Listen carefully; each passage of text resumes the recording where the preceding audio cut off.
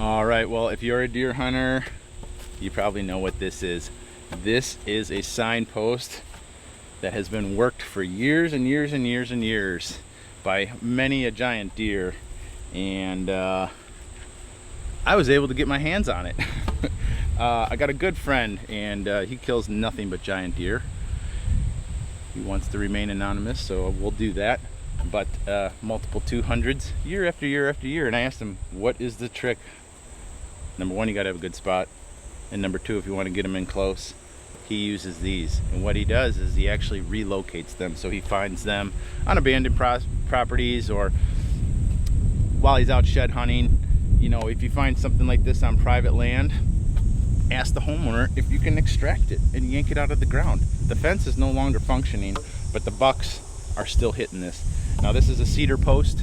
It's probably 20 years old, and it's probably been rubbed for the last, I don't know, 10, 15 years. So there's a ton of, you know, natural scent on here, big buck scent. But like I said, now we're just relocating a bunch of different deer scent that's not necessarily, the bucks are not in this area. And we're going to put it in an area that there are, you know, some resident deer that will take notice to this thing and probably fire them up a little bit. And obviously with that, when bucks do find something like that, what they want to do is go ahead and mark it up with their own, and hopefully throughout the season they check it. But I thought this was such a cool idea, and it just dawned on me that I've never tried this in the past before. I've always been a little leery with it when it comes to scents or even mock scrapes. I don't do a lot of that. I just kind of find natural ones. I feel like they're all over. I mean, in this particular food plot, there's like 3 or 4 natural scrapes that open up every year. But in this particular plot, I don't have anything that really draws the bucks to right here, which is 22 yards from my tree stand. And they pass through on the south, they pass through on the west, and go through the woods. And it is a skinny pinch, but I just wanted to get them out in the field. And my thought was, I don't want to put it out in the middle of the field. And I know a lot of people do that, and that's totally fine, it works. But I always feel like when a big buck comes into a field in the afternoon, the last thing he's going to do is just go right out in the middle of the wide open. So I'm going to kind of hug this thing on the edge. And that's the other thing he told me, is like, keep him closer to the edge where it feels natural for the buck to kind of cruise, and he'll most likely hit it a little bit earlier. We all know big bucks, just getting them out in daylight in the middle of a food plot is hard, especially when the thermals are dropping in the afternoon, we're losing sunlight. So I'm going to keep it to the edge. It still puts me well within bow range, and I can monitor it with the trail camera. I am going to go ahead and put the little flagpole mount on here, and then use a hickory branch with some grapevines, and then just give them the opportunity to also scrape that. But when relocating these suckers, you do really have to concrete them in, because these big bucks will get in here and they'll push on this thing. And you know, you have a day with wet conditions when they're out scraping and rubbing and the ground is soft, they'll rip it right out of the ground. So I've got a couple bags of concrete, I've got some water and a bucket. I'm going to mix that up after I get done digging this hole. We're going to secure this thing down in the right spot, and then we're going to move to the next spot. I've got a kind of a different situation, one that has not been used, but it's a cedar post that has been weathered, and it's probably 15 years old as well. I'm going to show you what I do to kind of, what I don't, well, I'm going to take the tips from my buddy, and then we're going to kind of start that one, and I'm going to show you how we start it. And I think this is going to be really cool. This is something, I don't know, I've never heard anybody else doing it, so I figured why not give it a try. It sounds perfectly logical, and you know, the proof's in the pudding. My buddy kills mega deer every year. And all right, so I just pasted off from the stand. It's 22 yards to right here. Puts me a few yards off the right immediate edge, so kind of gets them out a little bit. Hopefully gets that big old buck turn. But I think it's going to work out great. And the other thing too, the reason I was picking this spot on the opposite side of the field is obviously access. When I'm going into that stand over there, I don't want to be walking by this thing. I mean, I am going to have a trail camera here for now. I don't know if I'm going to leave it run all year, but I don't know, I just figured I'd stay away from it, as far as, you know, keep it far away from any human intrusion, and our access is on the other side. So really, I would never have to, if I did run a cell camera or something on this property, I would never have to go over here and check this thing and see what's hitting it. But I'm gonna do my favorite thing in the world on a 99-degree day and dig a hole. X marks the spot.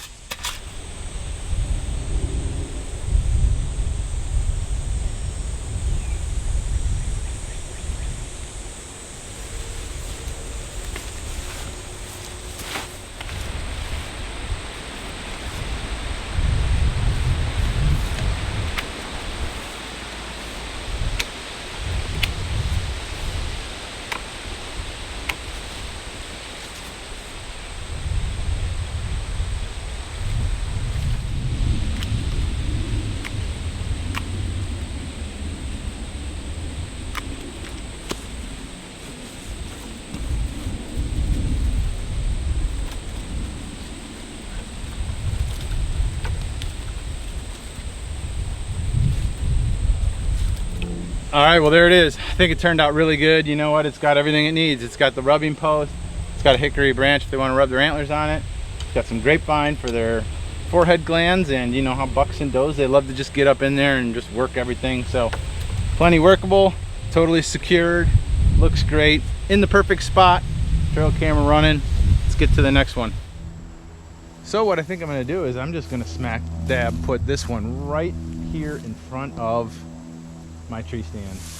It's a perfect spot. It should be relatively easy soil to dig up.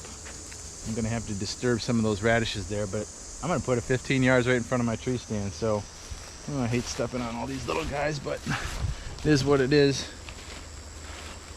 I'm going to put it right here. My tree stand is right there. This is a nice little low depression, and then I want deer to be able to see down this lane, see this post in case there's like a small buck or another buck here. You know, the opportunity if something else comes out to see it. Hey, we get off my marking post. But this radish field, this turnip field is looking absolutely insane. Not a weed in here. I mean, there might be one or two.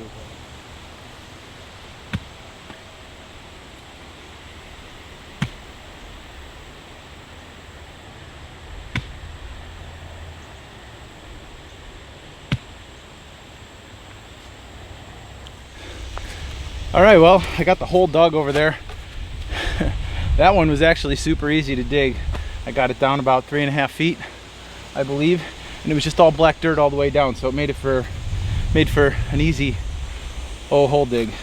But you can see this is just a used fence post. It's obviously been out in the weather for quite some time. There are no marks on here from deer whatsoever, but it's really light, it's really soft. And what I'm going to do is once I get this thing installed, I'm going to go ahead and just kind of rough up these edges and just kind of get it started so it's not so rough.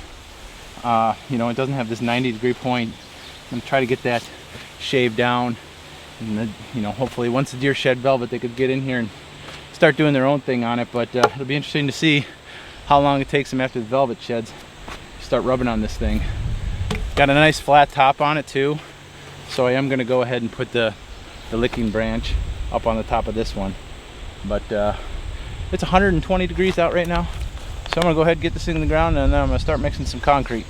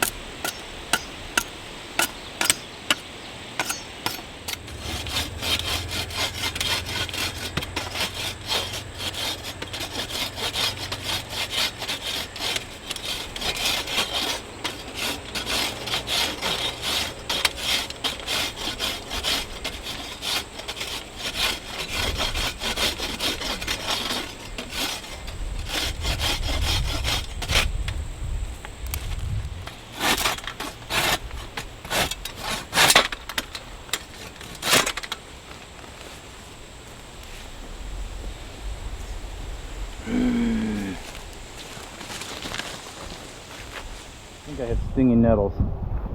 Anyway, this one is all done. It looks really good. I definitely like the looks of the other one, obviously because it's already been rubbed, but you know what I did was, to start this one up, I just kind of took the machete, I kind of carved off the edges, and then I took the saw, and then there's like a, you know, just a little bit hard of a weathered finish. I just tried to take it off and elevated the branch the best I could off of this thing. It wasn't super high off the ground, but I figured what I'd do is try something a little different and do a grapevine. And I know a lot of guys just use the straight grapevine down on the bottom, but I figured I'd try something different and put all the shoots down on the bottom. And you know, what the heck, like I said, I'm experimenting. This is sort of a first time for me. I did go ahead and run a camera. Got a camera set up right here. I don't love putting them right underneath my tree stand, but I'm just going to do it for now. We'll leave it in there for like a month or so. Monitor it, see what's happening. This place, I actually do have some bucks in and around here. They should be living in here now. So I'm going to go ahead and start this one because it doesn't have any deer scent. I'm going to use some forehead gland buck bomb. This is stuff that I've always used. It's really hard to smell. I mean, it doesn't have a real pungent odor, but it's enough for the deer to notice it. So I'm going to go ahead and drape this thing all over and run it down the vine, put it on the post. And then what I'm going to do is I'm going to get out of here and go check one more trail camera that I have over here. I haven't checked in a long time, and hopefully there's some bucks in here. So anyway, I thought this was kind of fun. It's definitely really, really hot, but it's in the ground and it's done. So heck yeah.